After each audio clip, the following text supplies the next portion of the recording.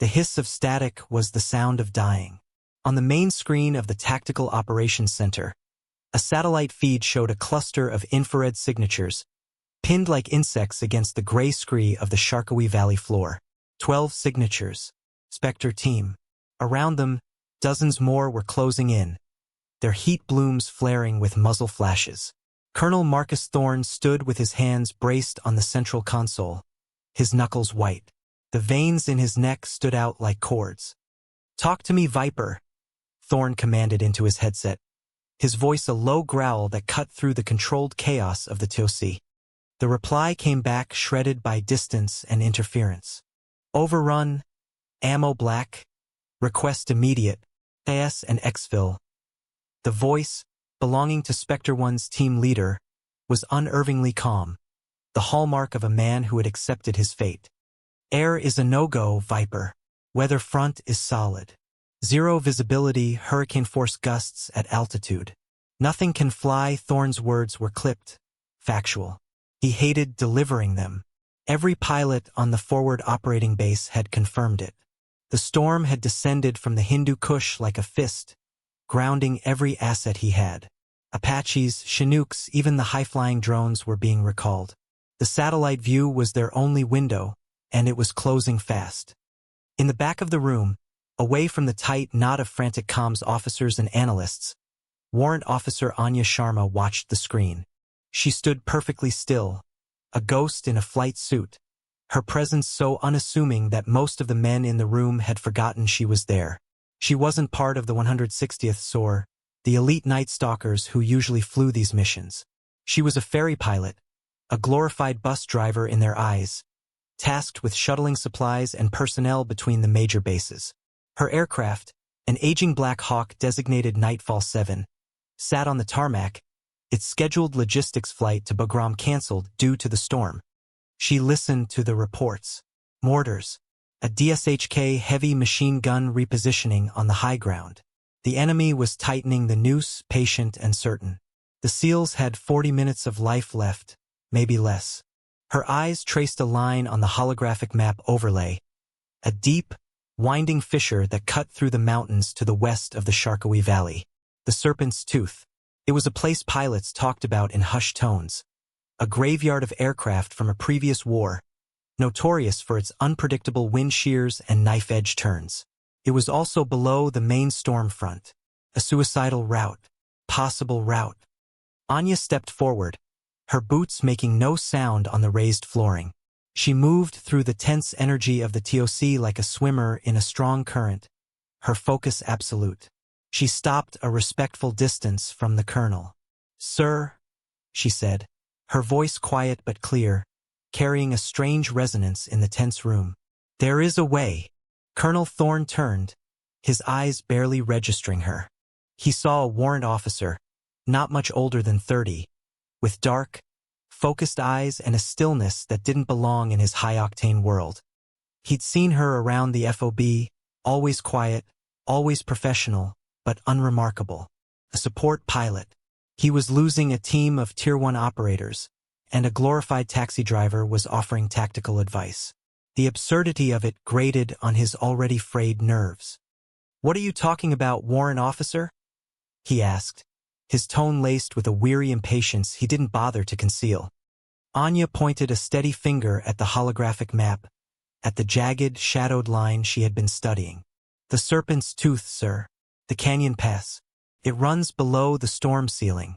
The valley floor will be violent, but the rock walls should buffer the worst of the crosswinds. I can get in, fly nap of the earth, and be over their position in 20 minutes. A laugh, sharp and humorless, escaped one of the senior aviators standing near Thorne. "That's a one-way trip, ma'am.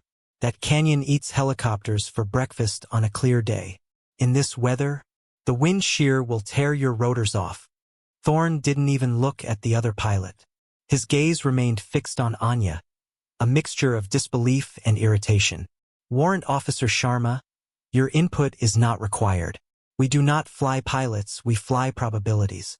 And the probability of navigating that canyon in these conditions is 0. We don't send good assets after bad. That's a lesson you learn on day 1." His voice was condescending, the tone of a teacher explaining a simple concept to a slow student. He was dismissing her, not just her idea. He was dismissing her.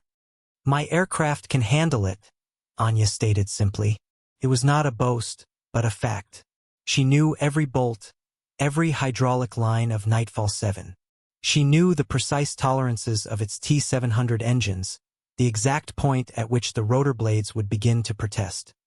"Your aircraft," Thorne repeated, a thin, patronizing smile touching his lips, "is a standard-issue Black Hawk. It is not a specialized SOAR machine flown by a pilot with 10,000 hours of high-risk infiltration experience. You fly logistics, Sharma. You are not qualified for this mission." He turned his back on her. A clear signal that the conversation was over. "Get me a solution, people," he barked at the rest of the room. "Something that doesn't involve a suicide run by a supply pilot." The men in the room shuffled, avoiding Anya's gaze. The dismissal hung in the air, thick and suffocating.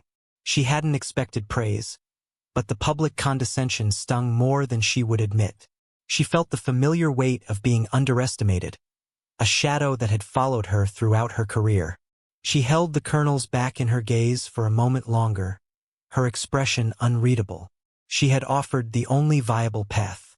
He had rejected it based on the cover of her file, not the content of her character or the depth of her skill. The men of Spectre team didn't have time for his ego.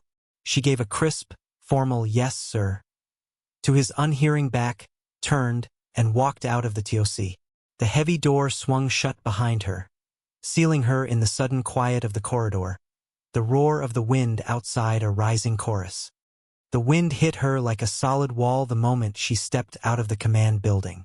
Sand and fine gravel scoured her face, and the air tasted of grit and ozone. The sky was a bruised purple-gray, churning with a fury that seemed personal. On the flight line, floodlights swayed violently, casting distorted, dancing shadows across the wet tarmac. Most of the aircraft were secured in hangars, but hers, Nightfall 7, sat exposed on its hardstand, tethered by heavy chains that groaned under the strain. It looked like a patient, sleeping beast. Her crew chief, Specialist Leo Diaz, was already there, running a final check on the tie-downs. He was barely 22, with a face that hadn't yet learned to hide his enthusiasm, but his hands moved with the practiced efficiency of a veteran. He saw her approaching, saw the set of her jaw, and knew instantly. He didn't need to be told the mission was a go in her mind, whether the colonel approved or not. "Storm's getting worse, ma'am," he shouted over the shriek of the wind, his goggles already speckled with rain. "We're flying, Leo," Anya replied, her voice calm and even, a counterpoint to the gale. "Get her ready. Full combat, low doubt." Diaz's eyes widened slightly, but he didn't question her. He'd been her crew chief for 6 months, long enough to learn that her quietness was not a sign of uncertainty, but of absolute focus. He'd seen her land in a brownout that had sent more experienced pilots into a panic, guiding the bird down with a touch so gentle it felt like a feather settling. He trusted her instincts more than he trusted a colonel's orders. "The ordnance request will get flagged," he warned. "We're not authorized for hellfires." "I know," Anya said, pulling on her flight gloves. "Load them anyway. Use my authorization code. By the time they figure it out, we'll be gone." Diaz grinned. "Yes, ma'am." He and the two-door gunners, a pair of stoic sergeants who had flown with Anya long enough to share his faith, moved with a sudden, urgent purpose. They worked in the chaos of the storm as if it were a calm summer day, their movements economical and sure. Anya began her own pre-flight inspection, her ritual. She ran a gloved hand along the fuselage of Nightfall 7, her touch lingering on the rows of flush rivets. The helicopter wasn't standard. It bore a patchwork of scars, plates of composite armor welded over old bullet holes from forgotten skirmishes. The infrared suppressors on the engine exhausts were a custom modification, something she designed herself based on her father's old test pilot schematics. The airframe had a history, a soul, and she knew its every secret. Her fingers found a specific spot just below the cockpit window, a small, circular dent where a piece of shrapnel had struck years ago. Her father had a similar scar on his experimental XH-59A. He called it a lucky charm, a reminder that survival was a matter of inches and milliseconds. She swung herself up into the cockpit. The familiar scent of hydraulic fluid, worn leather, and ionized air from the avionics filled her senses. It was home. Her cockpit was not standard either. The multifunction displays were programmed with her own custom shortcuts. The cyclic stick was wrapped in worn, dark leather, molded perfectly to her grip. Tucked into a small clip on the console was a faded photograph of a man with her same dark eyes, standing in front of a sleek, futuristic-looking aircraft that had never gone into production. Her father, the man who had taught her to fly not by the book, but by the feel of the air, to listen to what the machine was telling her. As she strapped herself in, her fingers brushed against a small, circular patch on the left shoulder of her flight suit. It was dark gray, the same color as the suit, its insignia almost invisible from where. Only in the right light could you make out the faint outline of a stylized ghost, a wraith with swept-back wings.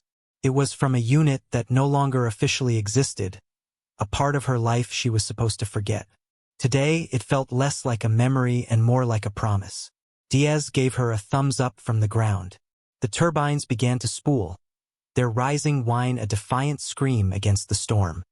The moment Nightfall 7 lifted off the tarmac, it felt less like a flight and more like a controlled fall into chaos. The Black Hawk shuddered as the full force of the wind caught it, a brutal, unseen hand trying to swat it back to the ground. In the TOC, Colonel Thorne saw the unauthorized departure icon blink to life on his screen. A furious red dot moving steadily toward the mountains. "Who the hell is that?" he roared, though he already knew the answer. "Get me Sharma on the radio. Order her to stand down." "That is a direct order." Anya heard the call crackle in her headset.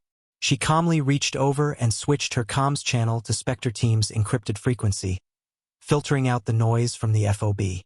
Thorne's commands were irrelevant now. The only voices that mattered were those of the men counting their last bullets in the valley.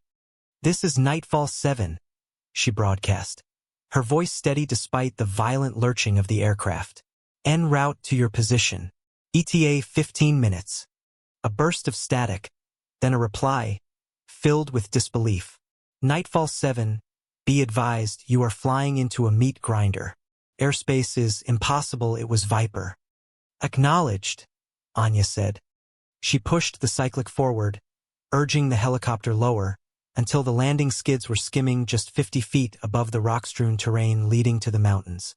The storm was a monster at altitude, but down here in the boundary layer, the air was thick and treacherous, a roiling soup of updrafts and downdrafts.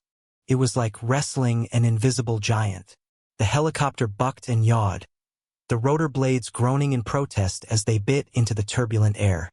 Her hands on the controls were firm but fluid, her feet dancing on the anti-torque pedals, making 1,000-minute corrections per second.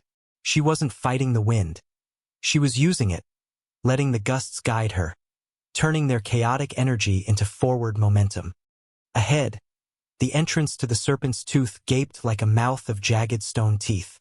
It was a dark, narrow slit in the mountain range, a place where the laws of aerodynamics seemed to bend and break. As she plunged into the canyon, the world outside the cockpit narrowed to a ribbon of churning gray sky above and two sheer walls of granite rushing past on either side. The roar of the wind was replaced by the deafening echo of her own rotors, a thunderous womp womp womp that vibrated through her bones. Rain lashed the armored glass, the wipers struggling to keep up. Inside the canyon, the wind was a different beast. It didn't blow. It cascaded, pouring over the canyon rim in invisible waterfalls and swirling into powerful, unpredictable vortexes. Her instruments went haywire, the GPS struggling to maintain a lock, the altimeter fluctuating wildly. She ignored them, flying by sight and feel alone. Her eyes scanned the rock walls, reading the patterns of erosion, the flow of the rain, anticipating the currents of air they would create. She remembered her father's words from years ago, flying a small bush plane through a storm in the Alaskan range. "Don't fly the plane, Anya. Fly the air the plane is in. Feel it. Become part of it." She banked hard to the left, the tip of a rotor blade missing a granite spire by a breath. A sudden downdraft slammed the helicopter downwards, and she pulled back on the collective just in time, the landing skids scraping against a rocky outcrop with a scream of protesting metal. Sparks flew, visible for a split second in the gloom. In the back, Diaz and the gunners were strapped in tight, their knuckles white, their trust in her absolute. They didn't make a sound. They knew the slightest distraction could be fatal. Anya's focus was a tangible thing, a force field that filled the cockpit. Her breathing was slow and even, her heart rate steady. For her, this was not chaos. It was a complex, three-dimensional problem, and she was solving it one heartbeat at a time. The canyon twisted ahead, a dark, unforgiving path, and she flew on.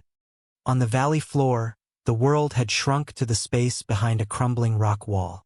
For SEAL Master Chief Viper, this was the end of the line. 2 of his men were down, wounded and losing blood.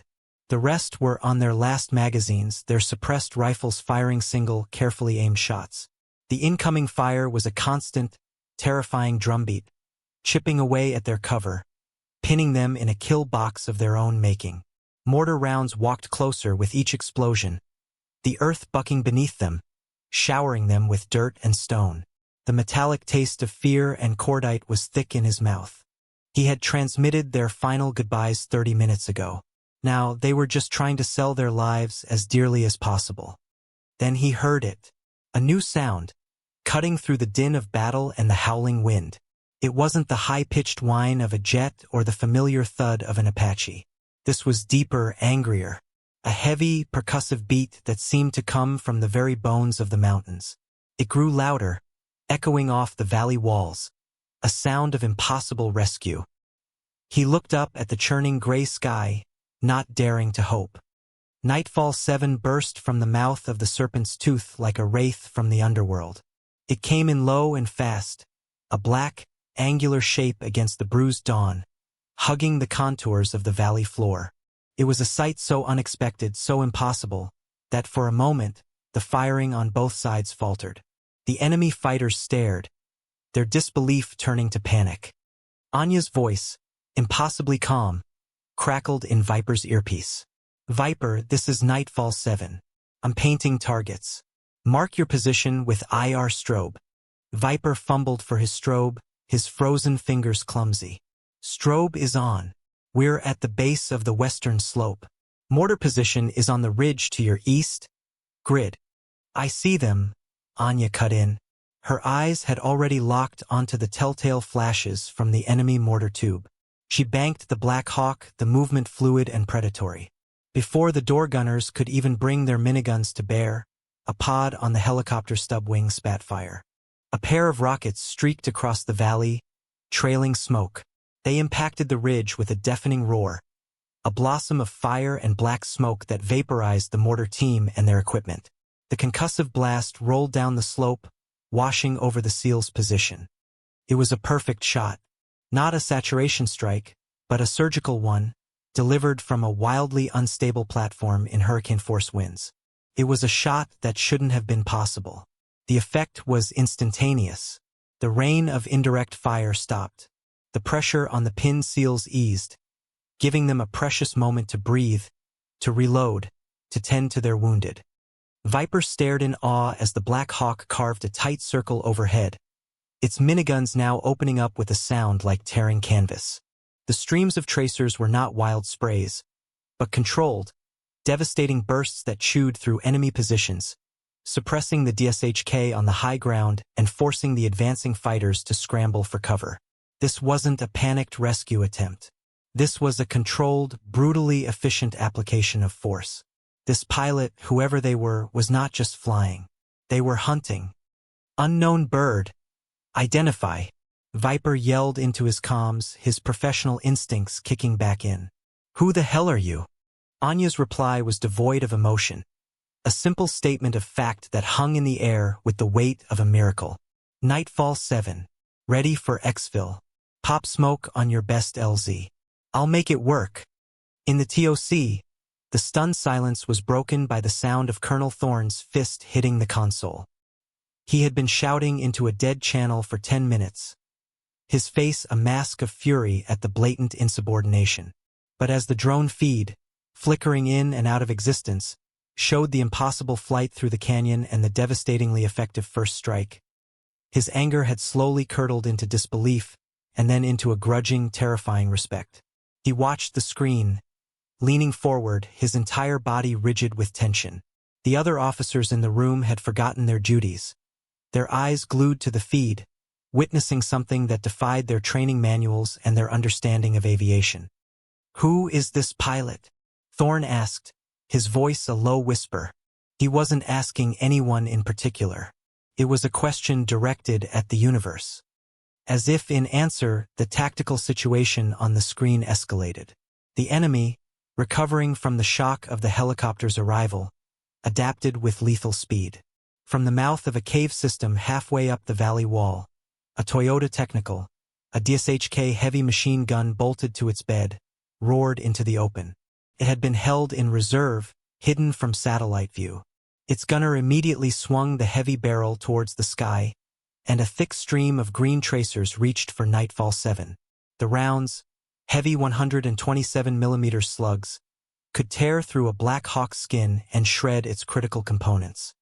"Nightfall, you have a heavy gun emplacement," Thorne found himself saying into his command channel, his voice now stripped of its earlier arrogance. "Sector grid 4-79er. It has a clear line of sight on Spectre's position. You need to break contact." Anya's voice came back instantly, clipped and focused. Visual, she didn't need his warning. She had seen the Technical the moment it moved. The DSHK's tracers were like angry hornets swarming her aircraft. She banked hard, the helicopter groaning under the strain of the high G turn, the slugs stitching a line through the air where she had been a second before. The gun on the Technical was now the single greatest threat. It commanded the only piece of ground flat enough to serve as a landing zone. Taking it out was not optional. It was essential for the survival of Spectre team. But it was well positioned, partially sheltered by a rock overhang that would deflect a rocket attack from above. A direct frontal assault would be suicidal. The men in the TOC watched, holding their breath. The textbook solution was to gain altitude, use standoff range. But in this storm, with the DSHK spitting death, there was no safe altitude. Thorne watched as the red icon of Nightfall 7 did the last thing he expected. Instead of pulling away, it dove. The helicopter dropped towards the valley floor, accelerating directly towards the Technical's position. "What is she doing?" an analyst muttered. "She's flying right into its kill zone." Viper and his men on the ground saw it too. They watched in horror as the Black Hawk screamed towards the source of the heaviest fire, a moth drawn to a deadly flame. The DSHK gunner, seeing his target getting larger, grinned and held down the trigger, pouring an unbroken stream of ammunition at the approaching helicopter. Anya saw the world in terms of angles and velocities. The stream of tracers was not a terrifying wall of lead, but a geometric problem to be solved. She held her course until the last possible second, the concussive impacts of the heavy rounds now audible even over the roar of her turbines. The airframe shuddered as a few stray rounds found their mark, tearing through non-critical sections of the tailboom. Warning lights flickered on her console. She ignored them. Then she moved. It was a maneuver that did not exist in any flight manual. It was something her father had sketched on a napkin in a greasy diner late one night, a theoretical concept for escaping a locked-on missile. He called it the ghost stall. Anya hauled the cyclic back and to the left, simultaneously kicking the right anti-torque pedal. The Black Hawk responded instantly, its forward momentum converting into a sudden, violent climb that seemed to defy gravity. The nose pitched up past 45 degrees. For a heart-stopping second, the helicopter hung in the air, almost motionless, its rotor blades desperately clawing at the thin, turbulent air. It was a moment of perfect, terrifying stillness. The DSHK rounds flew harmlessly underneath her. Then, gravity reasserted its authority. The nose dropped, and the helicopter fell from the sky. But it wasn't an uncontrolled plummet. It was a precise, calculated descent. As the aircraft's nose pointed back towards the Earth, directly at the stunned gunner in the technical, Anya's thumb was already on another switch. A weapons system her aircraft was not supposed to be carrying. Fox 3, she whispered to herself, a term for a fire-and-forget missile. A single Hellfire missile dropped from its pylon, its rocket motor igniting with a brilliant flash. The missile streaked forward, covering the few hundred yards to the technical in less than 2 seconds. It impacted the vehicle dead center. The resulting explosion was catastrophic. The technical and its crew were vaporized in a ball of white-hot fire that momentarily lit up the entire gloomy valley. In the TOC, the collective gasp was audible. The controllers and analysts stared at their screens, their minds struggling to process what they had just witnessed. They had seen a helicopter perform a fighter jet's combat maneuver and deliver a precision-guided munition from point-blank range, all inside a wind-ravaged canyon. It was impossible. It was beautiful. Colonel Thorne slowly sank into his chair, his headset forgotten on the console. He stared at the screen, at the black helicopter now hovering over the smoking crater, a silent, deadly avenger. His rigid, by-the-book world had just been shattered. With the primary threat eliminated, Anya wasted no time.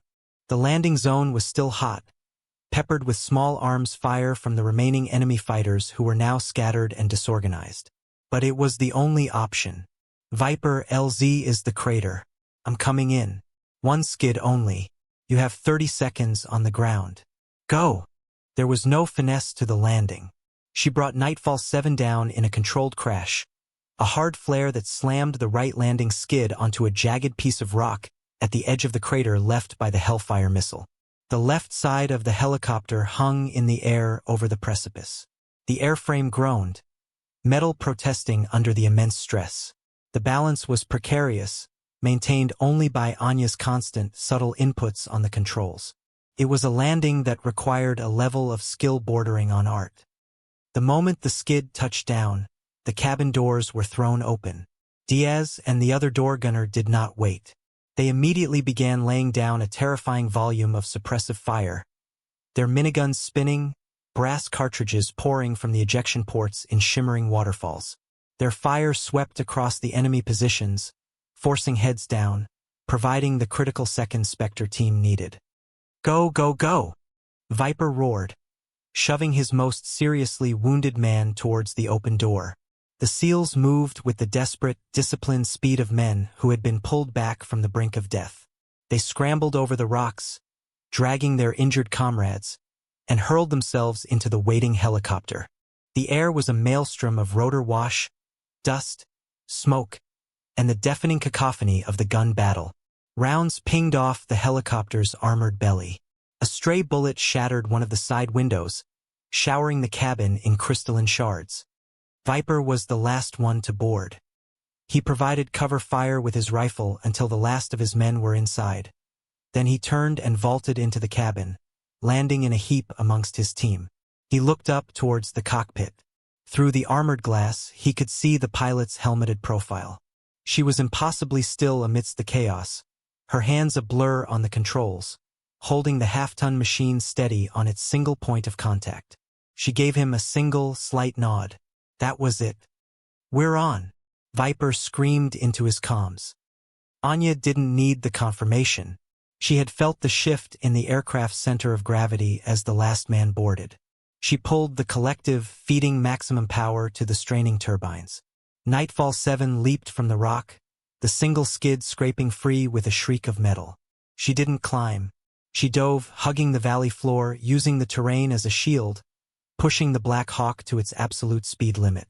She flew the same way she had come in, a phantom threading the needle through the serpent's tooth, leaving behind a valley of ghosts and a stunned enemy force that had just seen victory snatched from its grasp. The return flight was a tense, silent affair. The storm began to break as they cleared the mountains, the bruised sky lightening to a soft, wet gray. Anya landed Nightfall 7 on the FOB's tarmac with a gentleness that betrayed the violence of the preceding hour. The landing was so soft, the wounded men barely stirred.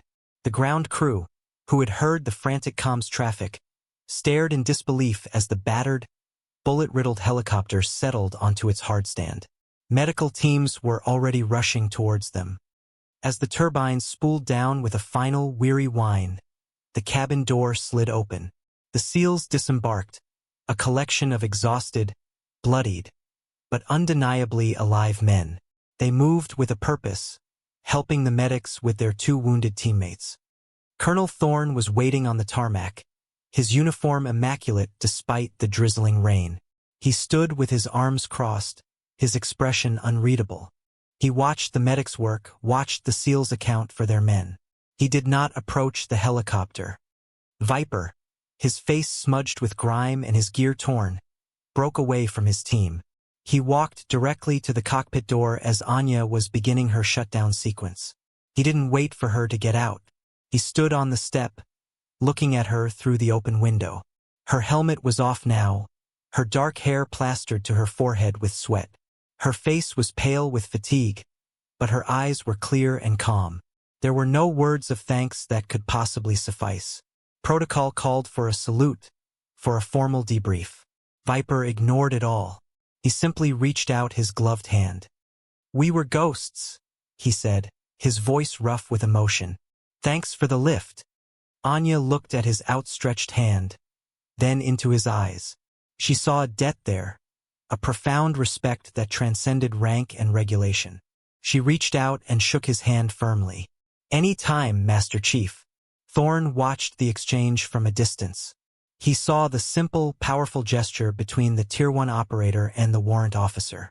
He saw the way the rest of the SEAL team looked at her helicopter, a look of reverence usually reserved for a holy site. He turned to his aide, a young captain who was staring at Anya with wide-eyed awe. "Captain," Thorne said, his voice quiet but hard as steel, "pull Warrant Officer Sharma's file. Everything. I want to know where the hell she came from." The aide hurried off. Thorne continued to watch as Anya finally climbed out of her cockpit. She moved with a weary grace, beginning her post-flight walk-around, her hand running over the fresh bullet holes in her aircraft's skin as if checking a child for scrapes. She seemed completely oblivious to the stairs, to the gravity of what she had just done. The aide returned a few minutes later, holding a data tablet. "Sir, I have her file." Thorne took the tablet without looking away from Anya. He scrolled through the data. Standard career progression. Excellent flight evaluations. A few minor commendations for logistical efficiency. It was all unremarkable, exactly what he'd expected. Then he got to the redacted section. A short 2-year assignment that was mostly blacked out. It listed a unit designation he hadn't seen in years. A deep black special operations aviation program that had been officially disbanded. He tapped a field that required his command-level clearance. More information appeared. Records of simulator scores that were higher than the machines were thought capable of registering. Notes from an instructor who called her a generational pilot, and then he saw it. An old call sign, listed as inactive. A name that was the stuff of legend in certain circles, a ghost story whispered by old-sore pilots. A name he thought belonged to a man, a pilot who had vanished from the records a decade ago. The call sign was Wraith. Thorne lowered the tablet, the screen reflecting the gray light of the dawn. He looked from the name on the file to the quiet woman across the tarmac, now talking softly with her young crew chief. He finally understood. She wasn't just a pilot. She was a legacy. Hours later, long after the sun had burned through the last of the storm clouds, the hangar was quiet. The frenetic energy of the morning had faded, replaced by the calm, methodical routine of maintenance and repair. Nightfall 7 sat in the center of the cavernous space, bathed in the yellow glow of the overhead work lights. Diaz and his team had already patched the bullet holes, their work meticulous and reverent. The helicopter was wounded but whole, its powerful presence filling the hangar. Anya stood alone beside the aircraft, long after her official duties were done. The adrenaline had subsided, leaving behind a deep, bone-weary exhaustion. She had been debriefed by a stone-faced Colonel Thorne, a conversation that had been strangely brief and formal. There were no reprimands but no accolades either. Just a quiet, dismissed warrant officer. and the subtle, unnerving feeling of his eyes following her as she left his office. Now, in the silence, she could finally be still. She placed her hand flat against the helicopter's cold metal skin, just below the cockpit. The airframe was still radiating a faint warmth from its recent exertion. She could feel the low hum of the cooling gyros deep within its structure, the machine's slow, metallic heartbeat. She closed her eyes, leaning her forehead against the fuselage. This was her ritual, her silent communion. The machine had trusted her, had responded to her every command, had strained to the very edge of its limits without breaking. It had brought them all home. She thought of her father. He would have been proud, not of the insubordination or the risks she had taken, but of the flying, of the perfect synergy between pilot and machine. He had always said that the best pilots don't command their aircraft. They dance with it. Today she had danced in a hurricane. Her fingers traced the outline of the faded patch on her shoulder. The Wraith. It had been her father's call sign first. He was the original Wraith, a test pilot who flew experimental machines in the dark, unacknowledged corners of the military. When she had been briefly inducted into that same shadowy world, they had given her his call sign as a sign of respect, a legacy to uphold. When the program was shuttered and she was reassigned to the mundane world of logistics, she was told to forget that name. But she never had. She had just kept it hidden, a secret strength she carried in silence.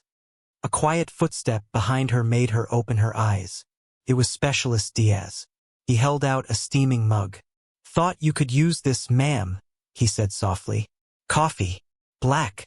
She took the mug, her fingers wrapping around its warmth. "Thank you, Leo." He hesitated for a moment, then gestured with his chin towards the newly patched section of the fuselage. "She took a beating today, but you brought her home. You always do." There was a hero worship in the young man's eyes that made her slightly uncomfortable.